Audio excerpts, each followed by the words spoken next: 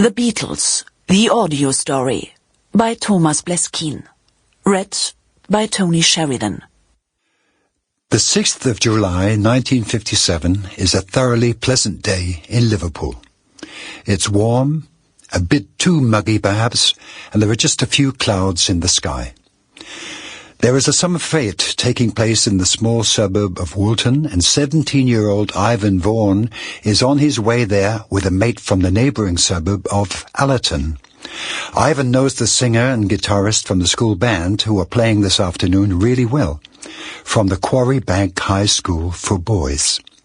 His friend, younger by 2 years, has often seen the charismatic frontman, but never spoken to him before. The band plays a mixture of rock and roll, folk, jazz and country, known as skiffle. Ivan Vaughan knows that his young friend is a much more accomplished guitarist than the boy on the stage. He decides to introduce them.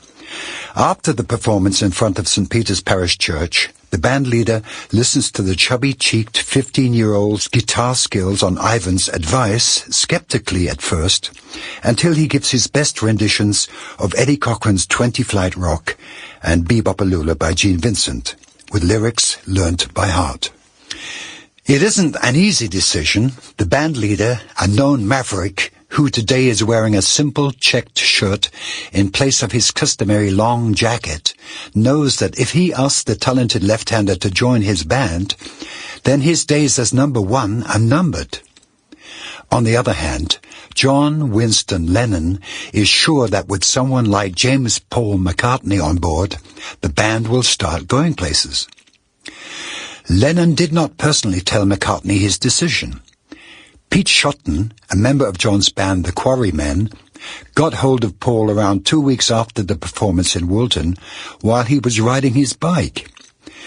Paul thought about it for a moment and then said yes.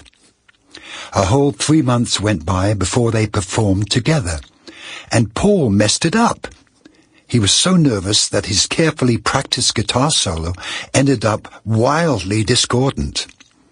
At this time there were 5 members of the Quarrymen, and although the other members didn't take the band as seriously as John and Paul, it wasn't easy for George Harrison, aged just 15, to join the band.